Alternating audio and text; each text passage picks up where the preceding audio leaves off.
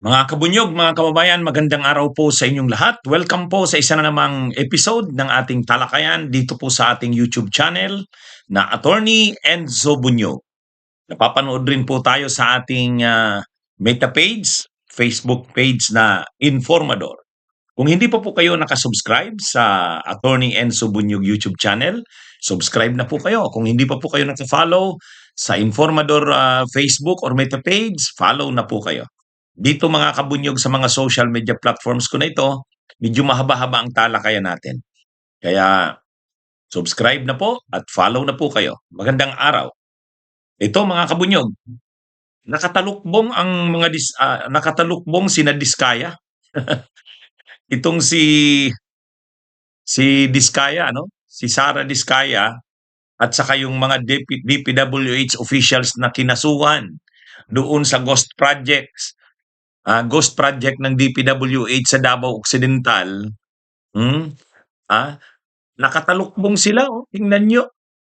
Umattend sila doon sa arraignment ng kanilang kaso, halos hindi makita ang kanilang muka, balot na balot. Oh, hindi natin alam. Siyempre nahihiya sila. Nahihiya sila na makita sa camera, makita sa TV.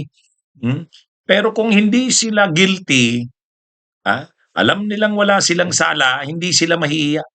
Taas noo silang harapin ang kaso nila. Oh. Di ba si Laila de Lima? Si Laila de Lima ba nahihiya ba siya nung hinarap niya ang mga kaso sa kanya? Hindi. Hmm? Nakaano siya, ah, nakaano siya, yung mukha niya nakaharap, nakikita ng nakikita ng media, nakikita ng publiko. Kasi alam niyang wala siyang sala. Hindi siya nahihiyang harapin ang kaso niya. Oh, kasi alam niyang gawa-gawa lang yung kaso niya. Oh, itong mga ito, mula pa ito ng mga inaresto, ano na yan eh, lagi nang nakatalukbong na ganyan. Nakabalot ang mukha. Ha? Yan. Kaya kitang-kita mo, ngay nahihiya sila. Oh, nung ginagawa nila yung krimen nila, yung krimen, hindi sila nahiya. Ha? Akala nila panay magiging maganda ang dala sa buhay nila ng kanilang ginawa. Si Diskaya, hindi daw guilty. Lahat sila nag-plea ng not guilty. Itong mga binasahan na ito ng sakdal, ito yung tungkol doon sa ghost project sa Davao Occidental. Actually kasi hanggang ngayon mga kabunyog, mga kababayan, dalawa pa lang naman na kaso ang naisampa eh. Yung sa Mindoro, Oriental Mindoro, at yung sa Occidental, Davao Occidental. Kaya lang yung Davao Occidental kasi, hindi doon hinihiring sa Davao Occidental. Hinihiring ito dito sa Lapu-Lapu City, sa Cebu. Doon hinihiring. Doon nakakulong itong mga yung kasing project ngayon na ghost project sa Davao Occidental, syempre ang sangkot doon, yung mga officials ng DPWH, ng Davao Occidental. At syempre ang sangkot din doon, ang kontraktor doon na involved ay itong si Diskaya, itong St. Timothy niya, na construction company, si Sara Diskaya. Kaya may order kasi ang Korte Suprema na ang kaso ay hawakan sa halip na doon sa RTC doon sa Davao, dito diyan na lang sa Lapu-Lapu City sa Cebu. O kaya doon nag-hearing. Ngayon, nag-arraignment sila doon, binasahan ng sakdal, tinanong kung ano ang kanilang plea. O ang plea nila, lahat sila not guilty. O, at habang umaattend sila, nakatalukbong sila, balot na balot ang mukha nila. Yan ang dito sa mga itong mga nasasangkot dito sa mga anomalyang ito sa flood control. Ang pinag-uusapan dito, bilyon-bilyon na pera.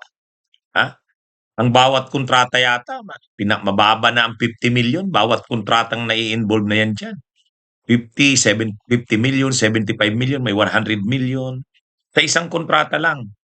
Yan, halimbawa, Yang sa Davao Occidental na yan na ghost project, 95.6 million yan eh. 95.6 million. Hmm? At ang kontraktor dyan, yung Diskaya nga.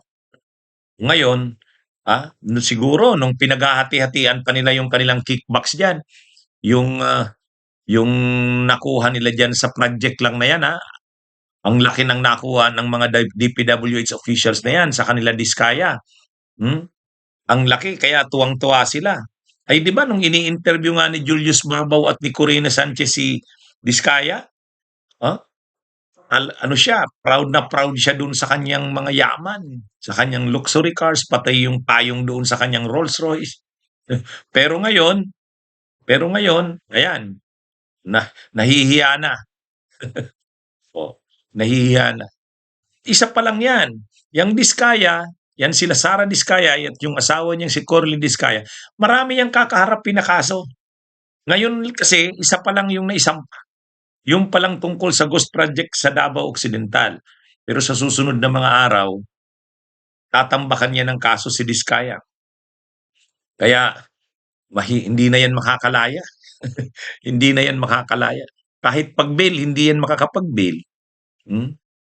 Kaya gaano man kalaking yaman ang nakuha mo, gaano man bilyon-bilyon man yan.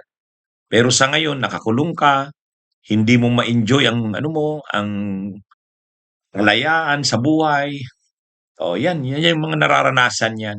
Para din katulad ni Kibuloy, ang yaman-yaman mo, palasyo ang mga ano, tirahan mo, ang lawak-lawak ng ari-arian mo, hmm? Mayroon ka pang private chopper, private jet, yate, pero paano mo mai-enjoy yan? Nakakulong ka. At mahihiya ka na sa buong mundo, pati pamilya mo. Ha? Um, Kahihiyan ang ano, inaabot. Oh, yan yung sitwasyon ngayon nitong mga akusadong ito.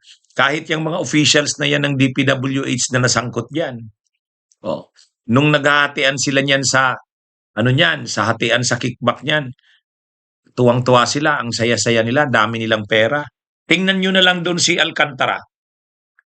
Oh, sa sinauli niya pa lang 170 million. Ilan ba 'yon? 180 million. Oo. Mayroon pang isa sa uli kasi 300 million daw ang isa sa uli no. Yung isinauli yan, yung nagastos niya, yung nagamit niya na. Oh. Kaya ibig sabihin sa kanila, DPWH official lang yun District engineer pa nga lang yun. Hindi pa yun regional director, hindi undersecretary, hindi secretary. Pero ilang pera, ilang daang milyon na ang pinag-uusapan, no, mga kabunyog, mga kababayan. Grabe. Kaya so itong mga officials, ito ring mga DPWH officials ng Davao Occidental na binasahan ng sakdal sa Lapu-Lapu City RTC nung isang araw. Kikita mo.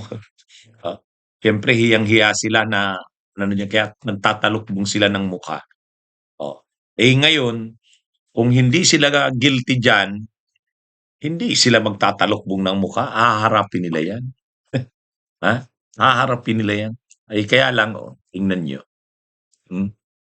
Anyway, ito mga kabunyog, mga kababayan, si Yussi Claire Castro talagang tinuluyan na i-report sa National Bureau of Investigation itong DDS vlogger na ito na si Attorney Trixie Cruz Angeles, mga kabunyog. Hindi naman nagkaso pa si Yussi Claire Castro. Sabi niya, pag-iisipan niya pa kung ikakaso si Trixie Cruz Angeles. Ang ano niya kasi, ang importante daw, mai-report niya yung reklamo sa NBI para kung may mangyari man sa kanya, mayroong mga iimbestigahan at posibleng itong sila Attorney Trixie Cruz Angeles sa posibleng imbestigahan. Ano ba yung inireklamo ni Yussi Claire Castro? Ang rineklamo ni Yussi Claire Castro, grave threats. Grave threats. Matinding pagbabanta.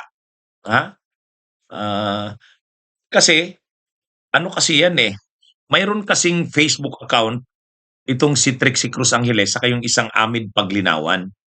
Ha? Panganiban ba o paglinawan? Ano ba? Nalito ako diyan, Mayroon niyang ano, mayroong niyang Facebook, account si Trixie, saka yung isang Amid ang pangalan. Nag-post sila doon. Na-discuss ko na 'to sa isang vlog ko, eh. Nag-post sila doon tungkol kay Claire Castro. Tungkol nga do'n kasi sa yung comment ni Yusek Claire tungkol kay Chucky na si Sara Duterte daw, ma-mention lang yung pangalan ni PBBM, nagagalit na, ha, yung mukha niya para ng yung manika na ano, yung manika tapos pinakita yung picture, si Chucky nga, yung murderer na manika. Hmm, ay ngayon siyempre DDS itong sila Trixie Cruz Angeles, nagalit. Nagalit ang mga DDS dito kay Trixie Cruz Angeles. Eh ngayon, sa post na yon, ang sabi doon, ah, pag-isipan mo ang mga sinasabi mo, Claire Castro. Hmm, Hindi forever yung posisyon mo. Parang pagdating ng panahon na hindi na yan ano, wala ka na sa posisyon, ha? Parang hintayin mo, ah, appendix mo lang at ano, appendix mo lang ang ano, ang walang latay. Parang gano'n. So kumbaga para kay Yusek Claire Castro, yun ay pagbabanta na kung wala na siya sa puwesto, ibig sabihin hindi na siya palace press officer, hindi na siya kayang protektahan ng kanyang amo. O di siyempre ang sinasabing amo sila PBBM, sila Lisa Araneta. Oh. At kapag nagkataon daw na yon, hmm, ah, hintayin mo, appendix mo lang at ano pa ba yun? Ang walang latay. Oh. Kaya para kay Yusek Claire Castro, yun ay pagbabanta. Oh. Ito naman sila Trixie Cruz Angeles, yung sinasabi niya o nila, freedom of expression lang naman yun. Kumbaga, wala naman silang intensyon na gawa ng masama o saktan itong si Claire Castro. Pero, siyempre, mainit na talaga yan. Ang nakakaano dyan, mga kabunyog, mga kababayan, si Yusek Claire Castro ay palace press officer. Siya ang tagapagsalita ng palasyo sa ilalim ng administrasyon ni Marcos ngayon. Pero si Trixie Cruz Ingles, na alam natin, 'di ba naging tagapagsalita din 'yan nung mga unang buwan ng administrasyong Marcos nang hindi pa nasisira yung Uniteam Alliance. Magkasundo pa ang Marcos at Duterte. Tinanggal 'yan si Trixie Cruz Angeles kasabay nga ni Vic Rodriguez. Hmm? Nasibak yan. Kaya naging press officer din yan eh. Press secretary si Trixie Cruz Angeles. Itong si Claire Castro Yusek, oh, pero ito yung tumagal, ito yung tumagal, ha? Itong si Claire Castro, maano rin kasi talaga 'tong si Yusek Claire Castro, talaga namang kikipagbardagulan ito sa mga DDS, eh. Nakikipagbardagulan ito. Hindi mo ito basta-basta ano rin, eh, kapag mayroon siyang kukomentaryuhan at tingin niya dapat niyang ipagtanggol ang kanyang ano, principal, ay ang administrasyon talagang anuhin niya.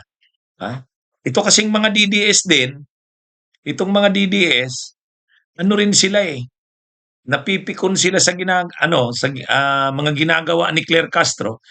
Eh sila ganun din eh. Mas malala pa nga sila, nambabastos. Ha?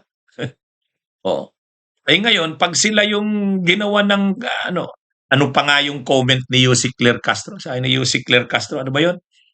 Oh. Si Sara Duterte, kapag nalagagalit, marinig lang yung pangalang BBM, ay ano na, ganito na yung ano niya, mukha niya. Tapos ang tinutukoy yung na si Chucky. Eh, ano lang yun? Ang mga DDS nga, kung makapanira at makatira, grabe, sagad. Tapos ngayon mapipikon sila kay Claire Castro. Hindi sila dapat mapikon doon. Ah, ano lang, natatawa pa nga si Claire Castro ng ano na yun. Tapos, yung sumunod na araw, ah, para ipakita na hindi naman seryoso yung comment na yun ni Claire Castro. Naglabas naman siya ng ano na naman, Chucky Nadal, pero ano naman, yung ano na, yung nakangiti na si Chucky.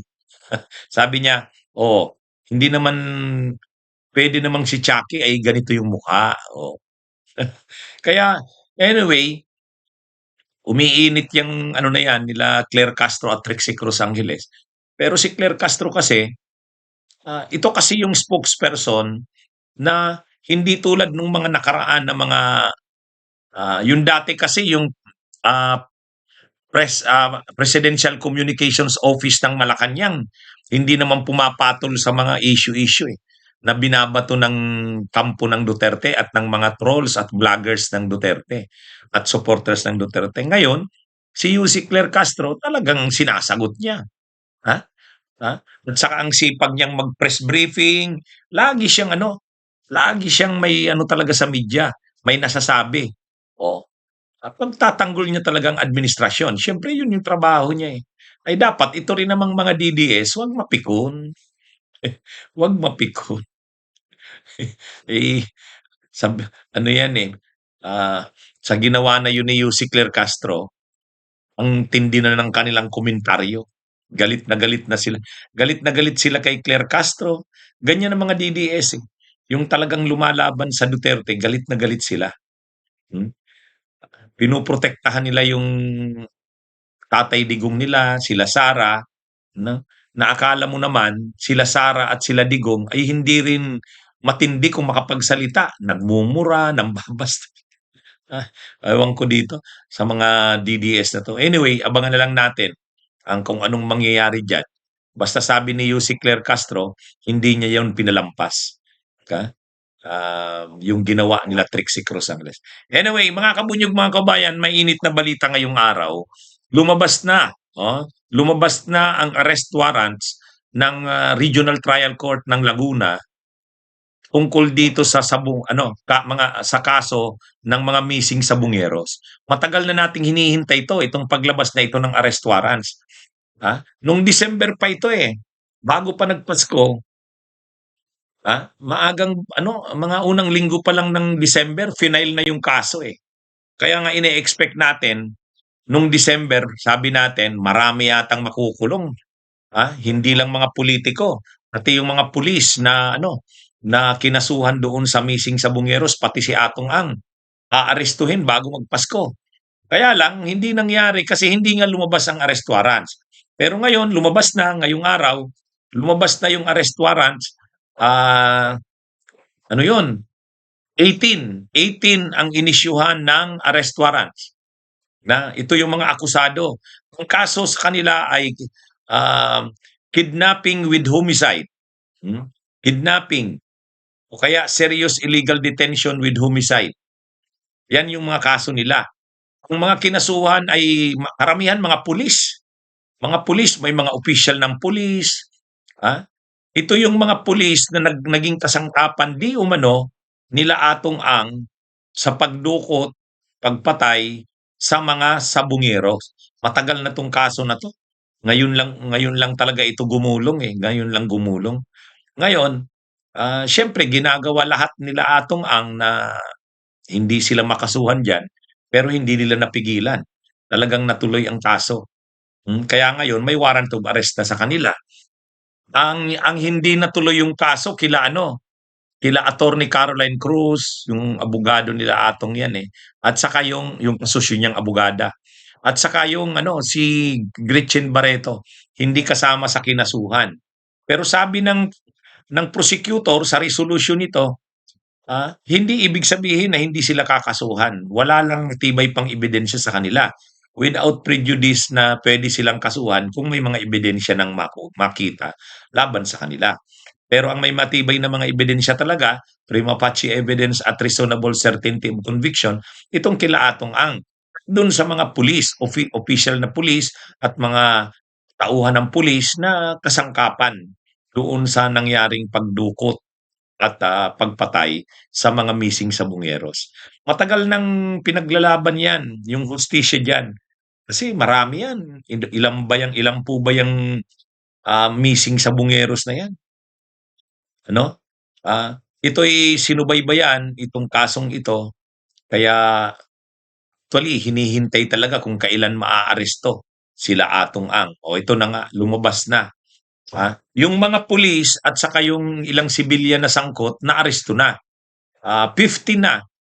9 na pulis at 6 na sibilyan ang naaresto na. Si Atong Ang, pinuntahan doon sa bahay niya sa Pasig, hindi naman hindi naman inabutan, wala doon. Pinuntahan din sa mga farms niya sa Batangas, wala rin doon. So, pero sabi naman ng mga pulis, ng mga autoridad, alam nila kung saan-saan ito pwedeng hanapin at maaaresto rin nila ito. Kaya abangan natin mga kabunyog, mga kababayan, ang susunod na kabanata diyan. Ang malinaw dito, itong taong ito ng 2026 sininimulan sa mga pag-aresto sa mga sinasabi nating mga dapat nang maaresto. Itong sila Atong Ang, ayan, ngayon na pinag-aaresto na sila, hinahanap na si Atong Ang. Yung karamihan na aresto na, 15 out of 18 na. Sabi din ni PNP Chief Nartatis, si Mantag din, ino-operate na rin nila na hanapin at arestuhin. Yun, medyo marami talagang inaaresto ngayon. At susunod na rin yan, may lalabas na ng mga makakasuhan ng mga senador, kongresista, sana may maaresto na. Si Bato de la Rosa, pag lumabas na rin ang arrest warrant niya ng ICC, aarestuhin na rin yan.